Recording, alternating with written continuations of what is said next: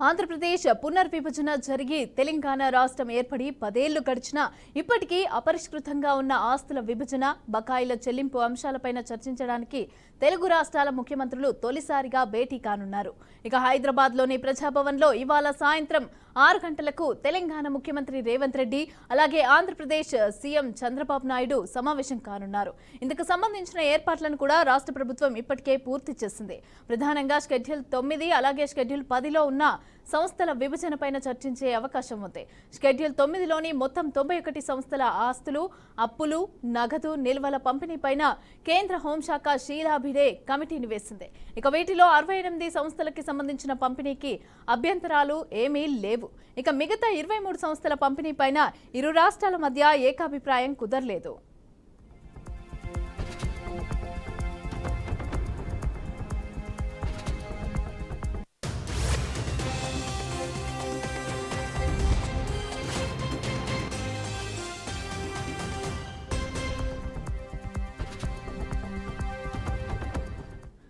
పదో షెడ్యూల్లోని 142 సంస్థల్లో Telugu academy, Telugu university, Ambedkar university వంటి 30 సంస్థల పంపిణీపైన ఇంకా వివాదాలు ఉన్నాయి. విద్యుత్ సంస్థలకి సంబంధించి 2 రాష్ట్రాల మధ్య బకాయిలపైన చర్చించే అవకాశం కూడా ఉంది. ఇక ఏపీ ప్రభుత్వం దాదాపు 24,000 కోట్లు తెలంగాణకు చెల్లించాల్సి ఉంది. కానీ 7,000 కోట్లు తెలంగాణ తమకు చెల్లించాల్సి ఉందని ఏపీ చెబుతోంది. తాను బాధ్యతలు చేపట్టాక విభజనకు సంబంధించిన పెండింగ్ అంశాలపైన సీఎం రేవంత్ రెడ్డి ప్రత్యేక దృష్టి సారించారు. అపరిష్కృతంగా ఉన్న అంశాలపైన నివేదిక ఇవ్వాలని అధికారులను ఆదేశించారు. ఇక మార్చిలో సీఎం చొరవతో ఢిల్లీలో ఏపీ భవన్ కి సంబంధించిన విభజన వివాదం కూడా పరిష్కారమైంది. ఇటీవల మైనింగ్ కార్పొరేషన్ కి సంబంధించిన నిధుల పంపిణీ చిక్కుముడి కూడా వీడింది. ఇప్పటి వరకు విభజన వివాదాలపైన 2 రాష్ట్రాల అధికారుల మధ్య దాదాపు 30 సమావేశాలైతే జరిగాయి. తాజాగా ఆంధ్రప్రదేశ్లో చంద్రబాబు నేతృత్వంలో కొత్త ప్రభుత్వం ఏర్పడిన తరువాత విభజన అంశాలపైన చర్చిద్దాం అంటూ తెలంగాణ ముఖ్యమంత్రికి ఏపీ సీఎం లేఖ రాశారు. దీనిపైన సానుకూలంగా స్పందించిన రేవంత్ ఇక జ్యోతిరావు పులే ప్రజాభవన్లో నిర్వహించే చర్చల్లో పాల్గొనాల్సిందిగా చంద్రబాబును ఆహ్వానించారు.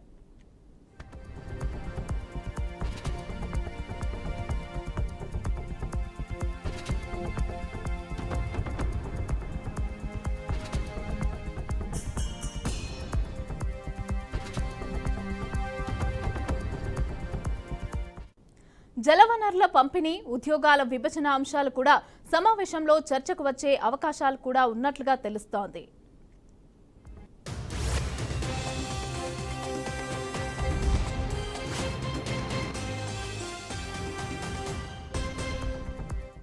ఢిల్లీలోని AP Bhavan, Pataudi house, nursing hostel కి సంబంధించి 2 రాష్ట్రాల మధ్య విభజన చేస్తూ ఈ ఏడాది మార్చి 15న కేంద్ర హోంశాఖ నిర్ణయం తీసుకుంది. అయితే దీనికి ఇరు రాష్ట్రాలు కూడా అంగీకరించాయి. 10 ఏళ్లు ఉమ్మడి రాజధానిగా నిర్ణయించిన హైదరాబాద్లో సెక్రటేరియట్ అలాగే అసెంబ్లీతో సహా పలు భవనాలు కూడా 2 రాష్ట్రాలు వినియోగించుకునేలాగా విభజన జరిగింది. ఇందులో సెక్రటేరియట్, కేఆర్ భవన్ అలాగే ఎర్రమంజిల్లోని నీటిపారుదల, రోడ్లు భవనాలు అలాగే గ్రామీణ నీటి సరఫరా విభాగం, ఇంజనీర్ ఇన్ చీఫ్ కార్యాలయాలు, అరణ్య భవన్, అసెంబ్లీ, కౌన్సిల్ భవనాలు అలాగే ఆంధ్రప్రదేశ్కి కేటాయించి మిగతా ఖాళీగా ఉన్న మంత్రుల గృహాలను 2019లోనే ఆ ప్రభుత్వం తెలంగాణకు అప్పగించింది. ఇక ఏపీకి కేటాయించిన మిగిలిన భవనాల్లో 3 మినహాయిస్తే అన్నీ కూడా అప్పగించడానికి సిద్ధంగా ఉన్నట్లు ఏపీ ప్రభుత్వ ప్రధాన కార్యదర్శి గతంలోనే తెలంగాణ సీఎస్కు లేఖ రాశారు. ఇక లేక్ వ్యూ అతిథి గృహం, హెరిటేజ్ కార్యాలయం, సిఐడి హెడ్ క్వార్టర్స్ మినహాయిస్తే మిగిలినవి అప్పగించాలని ఆయా విభాగాల శాఖాధిపతులకు ఈ ఏడాది జనవరిలో ఆదేశాలు జారీ చేశారు.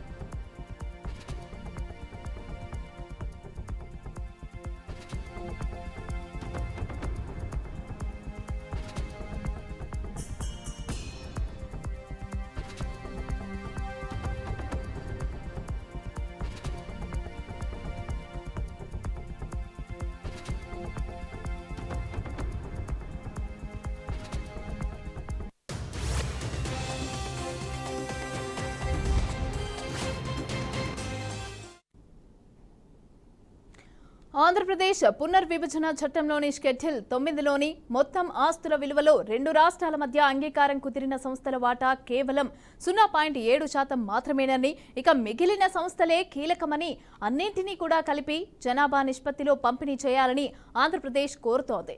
ఇక దీనికి తెలంగాణ అంగీకరించడం లేదు. ఎక్కడున్నా సంస్థలు వారివే అని, ఇక ఇలా కాకుంటే చట్టానికి మార్పు చేయాల్సి ఉంటుందని పేర్కొంటోంది. మొదట అంగీకారం కుదిరిన సంస్థల పంపిణీపైన తేల్చి మిగిలిన వాటిపైన మళ్లీ చర్చిస్తే సరిపోతుందని కేంద్ర హోం మంత్రిత్వ శాఖ సూచించినట్లు తెలిసింది. షెడ్యూల్ 10లో 142 సంస్థలు ఉండగా ఇందులో ఎక్కువ భాగం కూడా శిక్షణకి సంబంధించినవి. అలాగే వీటి విలువను 38,000 కోట్లుగా అంచనా వేసినట్లుగా సమాచారం. ఏపీ ఉన్నత విద్యామండలి ఆస్తుల పంపిణీ అంశం సుప్రీంకోర్టు తీర్పు తర్వాత కూడా అమలు కాలేదు. షీలా భిడే కమిటీ అన్ని సంస్థలకు ఒకే పద్ధతిని అనుసరించలేదని తెలంగాణ చెప్తున్నట్లుగా సంబంధిత వర్గాలైతే తెలిపాయి. ఇక షెడ్యూల్ 9, షెడ్యూల్ 10లోని పేర్కొనని సుమారు 1,759 కోట్ల విలువైన మరో 12 సంస్థలు ఉన్నట్లు ఆంధ్రప్రదేశ్ అంటోంది. ఇందులో హైదరాబాద్ అగ్రికల్చర్ కోఆపరేటివ్ ఫెడరేషన్, అలాగే house fed, Vidya Vidhana Parishad, labour welfare board, aviation academy, అలాగే డైరెక్టర్ ఆఫ్ ఇన్సూరెన్స్ ఉన్నాయి. మొత్తం మీద 10 ఏళ్లైనా పునర్విభజన చట్టంలోని షెడ్యూల్ 9, 10లలో ఉన్న సంస్థల విభజన అంశం అయితే ఇప్పటి వరకు కొలిక్కి రాలేదు.